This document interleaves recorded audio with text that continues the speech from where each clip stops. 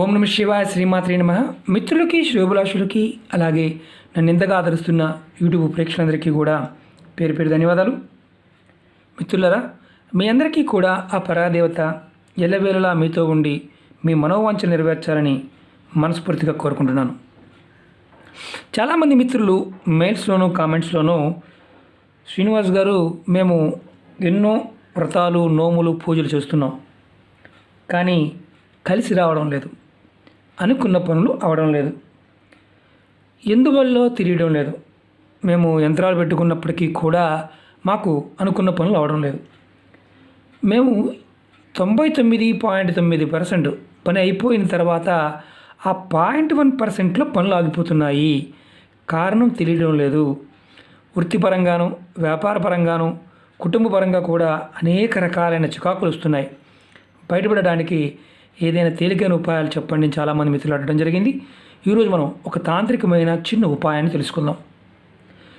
ఈ ఉపాయాన్ని అమావాస్య రోజున చేసుకోవాలి. ఈ ఉపాయాన్ని అమావాస్య రోజున రావి చెట్టు దగ్గర చేయాలి. ఎలా చేయాలి, ఎందుకు చేయాలి మీకు తెలియజేస్తాను. అలాగే అనేక సమస్యల మీద నేను వీడియోలు చేయడం జరిగింది. మీరు నా వీడియోస్లోకి వెళ్ళి మీకున్న సమస్యకి మీరు చేయగలిగేదాన్ని వీడియోస్ని ప్రయత్నం చేయండి.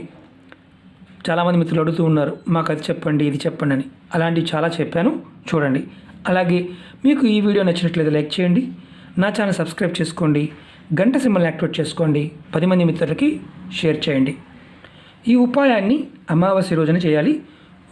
అమావాస్య రోజు ఉదయం 6 నుంచి మధ్యాహ్నం 12 గంటల మధ్య ప్రాంతంలోనే చేయాలి. ఆ తర్వాత చేయకూడదు. మీరు ఈ ఉపాయం చేస్తే వచ్చే లాభం ఏంటో ముందు చెప్తాను మీకు నేను. మీ పితృదేవతల పట్ల మీరు సరిగ్గా వారికి శాంతి పూజలు చేయకపోయినా, శాంతి కర్మలు చేయకపోయినా, వారిని మీరు పూర్వకర్మల వల్ల, పూర్వ జాతకంలో ఉన్న సమస్యలు అంటే మీ జాతకంలో ఉన్న దోషాల వల్ల మీకు అనుకూలత లేనప్పుడు ఈ పరిహారాన్ని చేసుకోవచ్చు. ఈ పరిహారానికి నల్ల నువ్వులు, రావి చెట్టు, నీళ్లు కావాలి.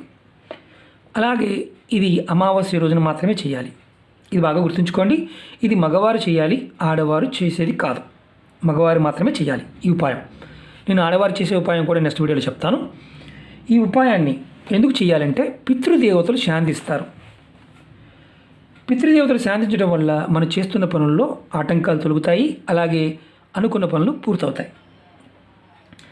రావి చెట్టు దగ్గర మీరు చెట్టు దగ్గరికి వెళ్ళి, అది దేవాలయంలో ఉన్న, బయట ఉన్న, ఎక్కడ ఉన్నా పర్వాలేదు, కానీ ఇంటి గోడల మీదవి కానీ, పైన ఎక్కడన్నా మన ఇంటి పెరల్లో మామూలుగా గోడల మీద వస్తాయి కదా, గోడల మీద, వాటర్ ట్యాంకుల మీద, అలాంటి వాటి మీద మాత్రం కాదు.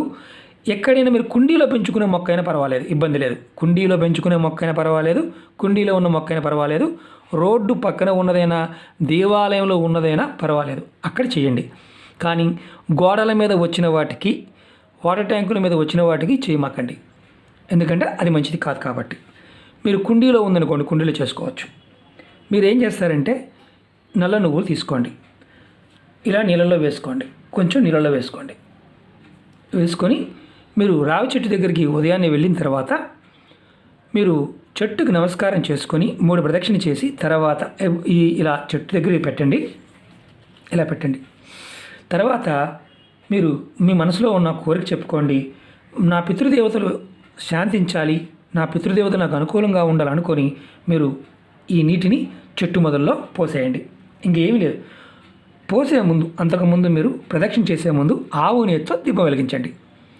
ఇలా మీరు ప్రతి అమావాస్యకు చేస్తూ ఉంటే మీరు మీ పితృదేవతల నుంచి ఆశీర్వాద బలం పొందుతారు, అనుకున్న పనులు పూర్తవుతాయి. ఇది ఒక ఉపాయం. మీరు బాగా గుర్తుంచుకోవాల్సింది ఏంటంటే, ఈ ఉపాయం చేస్తున్నప్పుడు ఈ నువ్వులని, సరే నువ్వులంటే భయం అండి మాకు అనేవారు, అసలు వీటి మీద భయం ఉన్నవారు ఎవరు చేయమాకండి. ఎందుకంటే ఏదో ప్రమాదం వచ్చేస్తుంది, ఏదో అయిపోతుంది అనుకునేవారు పొరపాటున కూడా ఉపాయాలు చేయమాకండి. మీకు భయం లేకుండా, ఎందుకంటే ఇవి తినే పదార్థమే, శాస్త్రరీత్యా ఆహార పదార్థంగా వాడుతూ ఉంటాం, నూనెగా వాడుతూ ఉంటాం. కాబట్టి భయపడేవారు, నల్ల నువ్వులంటే భయపడేవారు ఈ ఉపాయాలు చేయమాకండి, ఎందుకంటే వారి భయమే వాళ్ళని సగం ఇబ్బంది పడుతుంది. కాబట్టి ఇది ప్రయత్నపూర్వకంగా చేయండి. ఖచ్చితంగా పితృదేవతలు శాంతిస్తారు. మీరు ఏదైతే చేస్తున్నారో పనుల్లో ముందుకు వెళ్ళడానికి అవకాశం ఉంటుంది. అలాగే అమావాస్య రోజున మీరు ప్రతి అమావాస్యకి లక్ష్మీదేవి పూజ చేయడానికి ప్రయత్నం చేయండి. ఖచ్చితంగా అమ్మవారి యొక్క అనుగ్రహం కలుగుతుంది. అలాగే మీరు అమావాస్య రోజున ఇది చేస్తూ మీరు ఇంకా వేరే ఉపాయాలు కూడా చేసుకోవచ్చు. ఎందుకంటే మీరు ప్రతిరోజు అమావాస్య టైంలో మంచి ఫలితాలు రావాలన్నప్పుడు మీరు పితృశాంతి కోసం బ్రాహ్మణులకి ఒక్కరోజు అంటే ఆ ఒక్క పూట స్వయం పాకానికి ఆహార పదార్థాలు కొనివ్వండి. మీ పితృదేవతల పేరు మీద. మగపిల్లలు ఎవరైనా సరే, తల్లిదండ్రులు ఉన్నవారు ఎవరైనా చేయవచ్చు. తల్లిదండ్రులు ఉన్నప్పటికీ తల్లిదండ్రులు చేయటం లేదంటే అన్నప్పుడు మీరు మీకు తెలిసిన బ్రాహ్మణులకి మీరు మీ పెద్దల పేరు చెప్పి వారికి ఇవ్వండి. మీరేం పూజ చేయటం లేదు, స్వయం పాకం భోజనానికి ఇవ్వండి. మీ పితృదేవతలు ఆనందపడతారు. అలాగే పక్షులకి అలాగే జంతువులకి ఆహారం పెట్టే ప్రయత్నం చేయండి. దానివల్ల కూడా కొంతవరకు వాళ్ళు శాంతిస్తారు. ఇవి మీరు మీకు ఇవన్నీ తక్కువ ఖర్చుతో చేసుకునే పనులే. అలాగే నెక్స్ట్ వీడియోలో మీకు నేను పితృదేవతల పాయింట్ ఆఫ్ వ్యూలో మరొక విషయం చెప్తాను. అలాగే మీరు ప్రతిరోజు స్నానం చేస్తున్నప్పుడు మనం కొన్ని పదార్థాలు వేసుకుని స్నానం చేయాలని అంతకుముందు వీడియోలో చెప్పాం. కానీ పితృదేవతలతో అంటే పనులు అవ్వడం లేదు, పితృదేవతలు శాంతించాలనుకున్నప్పుడు మీరు అమావాస్య రోజున మీరు స్నానం చేసే నీళ్ళల్లో చిటికెడు పసుపు, అలాగే 2 తులసాకులు, అలాగే కొన్ని ఆవాలు, తెలుసు కదా మనం ఆవాలు, ఈ ఆవాలని నీళ్ళలో వేసుకొని స్నానం చేయండి. ఖచ్చితంగా మీరు ప్రతి అమావాస్యకి అలా చేస్తూ ఉంటే కొంతవరకు మీ పితృదేవతలు శాంతిస్తారు. మీ మీద ఉన్న ఏదైతే నెగిటివ్ ఉంటుందో తగ్గుతుంది. మీ ఇంట్లో మీకు దరిద్ర దేవతతో బాధపడుతూ ఉంటే ఆమె బయటికి వెళ్ళిపోతుంది. ప్రతి అమావాస్యకి ఆడవారైనా మగవారైనా ఇది చేయవచ్చు.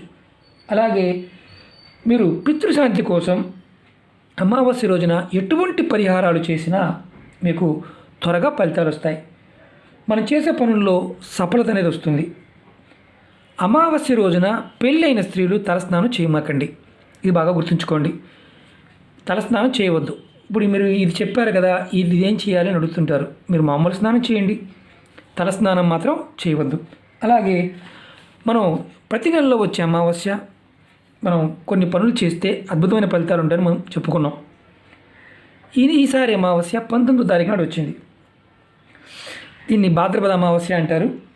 చాలా విశిష్టమైంది. మన దేవాలయాలకు వెళ్ళి పూజ చేయించుకునే అవకాశం ఉంటే పూజ చేయించుకోండి. లేదు మనం లాక్డౌన్లో ఉన్నాము, వీలవడం లేదనుకున్నప్పుడు మీ ఇంటి దగ్గర చేసుకోవచ్చు. నేను ఒక చిన్న ఉపాయం చెప్తాను మీకు ఈరోజు. ఒక మొక్కని మీరు ఇంటికి తెచ్చుకోవడం వల్ల అమావాస్య రోజున మీకు ఏదైతే జీవితంలో సమస్యలు ఉన్నాయో ఆ సమస్యలు తీరిపోతాయి, లోటు అనేది లేకుండా ఉంటుంది. ఆ మొక్క దర్భగడ్డి మొక్క. దర్భగడ్డి మొక్కని అమావాస్య రోజున మీరు ప్రయత్నపూర్వకంగా తెచ్చుకోవాలి. ఎలా తీసుకొచ్చుకోవాలో చెప్తాను. దీన్ని ఎందుకంటే దర్భగడ్డిలో ఆ రోజున అద్భుతమైన శక్తులు ఉంటాయి. ఇది నేను ఎండిపోయింది చూపిస్తున్నాను, పచ్చిది చూపించడానికి, ఎందుకంటే ఇది నేను తెచ్చినవే మీకు చూపిస్తున్నాను. నేను ఈ దర్భగడ్డిలో మనం చాలా పవిత్రమైనది, పుణ్యకార్యాలుగా అన్నిటికీ వాడుతుంటాము, పితృకర్మలకు కూడా వాడుతూ ఉంటాం. ఇది సూర్యోదయ సమయం, అమావాస్య రోజున సూర్యోదయ సమయంలో మీకు దర్భగడ్డి ఎక్కడ ఉంటే అక్కడికి వెళ్ళి చెట్టు మొదల్లో కొంచెం నీళ్లు పోసి మీ కుడి చేతితో ఒకేసారి ఆ గడ్డి వేలుతో సహా వచ్చే విధంగా తెచ్చుకోండి. తెచ్చుకున్న తర్వాత అమావాస్య రోజున మాత్రమే. తర్వాత మీరు ఇంటికి తెచ్చిన తర్వాత చక్కగా ఈ గడ్డిని కడిగి అంటే నీళ్ళలో శుభ్రం చేసిన తర్వాత మీ పూజా మందిరంలో పెట్టి చక్కగా ధూపదీప నైవేద్యం సమర్పించి అక్షింతలు సమర్పించండి. అలాగే ఎర్రటి పువ్వులతో ఈ దర్భగడ్డి మీద పెట్టి పూజించండి. ఇది నేను వేలు చూపిస్తున్నాను, గడ్డితో పాటు తెచ్చుకోండి. ఒకటైనా పర్వాలేదు. ఒక చెట్టు ఒక దర్భ కనుపుదైన ఇక్కడి నుంచి అంటే ఒకటి ఉన్నా పర్వాలేదు. మొత్తం ఇలా తెచ్చుకోవాలేం లేదు. పీకినప్పుడు మాత్రం కుడి చేత్తోనే పీకండి, ఒకేసారి పీకాలి. అది మాత్రం గుర్తుంచుకోండి. తర్వాత చక్కగా ఎర్రటి పువ్వులు అలంకరించండి, ఆవునైతే దీపం వెలిగించండి, మీ మనసులో ఉన్న కోరిక చెప్పుకోండి. తర్వాత మీరు హారతి కూడా చూపించి మీ పూజా మందిరంలో కానీ లేదా మీ లాకర్లో కానీ, మీ వ్యాపార సంస్థ అయితే వ్యాపార సంస్థలో లాకర్లో కానీ చక్కగా చుట్టుకొని పెట్టండి. కదపకుండా 1 సంవత్సర కాలం. ఇప్పుడు ఈ అమావాస్య పెట్టామనుకోండి, మళ్ళీ వచ్చే అమావాస్య వరకు కూడా అలా ఉంచుకోవచ్చు. మళ్ళీ రెగ్యులర్గా పూజ చేయాల్సిన అవసరం ఏమీ ఉండదు. మీరు ఇలా అమావాస్య రోజున దర్భగడ్డి తెచ్చిపెట్టుకోవడం వల్ల మీకు మీ ఇంట్లో సుఖశాంతులు వస్తాయి, వ్యాపార అభివృద్ధి కలుగుతుంది, కుటుంబంలో ఉన్న గొడవలు తగ్గుతాయి, మీకు ఏదైతే ఇప్పుడు ఎదుర్కొంటున్న సమస్యలకి సమాధానాలు కూడా దొరకడానికి అవకాశం ఉంటుంది. కానీ పదే పదే ఈ దర్భగడ్డిని కదపమాకండి. ఎవరు చేయకూడదు చెప్తాను. ఇంట్లో నెలసరి ఉన్నవారు చేయమాకండి. అలాగే పెద్దలు మరణించి అంటే వారి యొక్క అంటే మామూలుగా కర్మ అవ్వకుండా, పెద్ద కర్మ అవ్వకుండా ఉన్నవారు చేయమాకండి. పెద్ద కర్మ అయిపోయిన తర్వాత ఎవరైనా ఈ ఉపాయాన్ని చేసుకోవచ్చు. ఇంట్లో కొంతమందికి దీపం పెట్టే అలవాటు ఉండకూడదండి. మాకు చెప్పారని అంటే ఇంట్లో దీపం పెట్టుకోవచ్చు శాస్త్రం చెప్తూ ఉంటుంది. మీకు మీ పండితులు ఎవరైతే చెప్తారో వారు చెప్పారనుకోండి, మీ పెద్దలు అలాగే చేయమని చెప్పారు అంటే మీరు అలాగే చేసుకోండి. కానీ మీకు ఎలాంటి సమస్యలు ఉన్నప్పుడు జాగ్రత్తగా చేసుకోవాలి అని ప్రయత్నం చేసినప్పుడు మాత్రమే ఇలాంటి ఫలితాలు వస్తాయి. దీపం పెట్టుకోవచ్చు అని నేను చెప్తున్నాను. అంటే పెద్ద కర్మ అయిపోయినా ప్రతిరోజు కూడా మన ఇంట్లో మన చనిపోయిన వారికి దీపం వెలుగుస్తూ ఉంటాం కాబట్టి ఎలాంటి ఇబ్బంది ఉండదు. కాబట్టి ఈ ఉపాయాన్ని చేసుకోవచ్చు. ఆ దీపం ముందు పెట్టి దేవుడి ముందు మామూలుగా దేవుడి దగ్గర దీపం పెడుతూ ఉంటారు కొంతమంది, అలా పెట్టుకోవచ్చు. మాకు ఆచారంలో లేదు అనేవారు మాత్రం చేయమాకండి. మాకు ఆచారంలో చేయకూడదన్నారని మేము చేయకూడదంటే మాత్రం చేయమాకండి. కాబట్టి ఇది కొంచెం ప్రయత్నపూర్వకంగా చేస్తే ఖచ్చితంగా సమస్యల నుంచి బయటపడతారు. మీకు ఆర్థికంగాను, మానసికంగాను, శారీరకంగా ఉన్న సమస్యల నుంచి కూడా మెల్లమెల్లగా బయటపడడానికి మార్గాలు తెలుస్తాయి. ఓకే మిత్రులారా, మీకు ఈ వీడియో నచ్చినట్టు లైక్ చేయండి, నా ఛానల్ సబ్స్క్రైబ్ చేసుకోండి, గంట సింబల్ని యాక్టివేట్ చేసుకోండి, 10 మంది మిత్రులకి షేర్ చేయండి. ఓం నమః శివాయ, శ్రీమాత్రే నమః.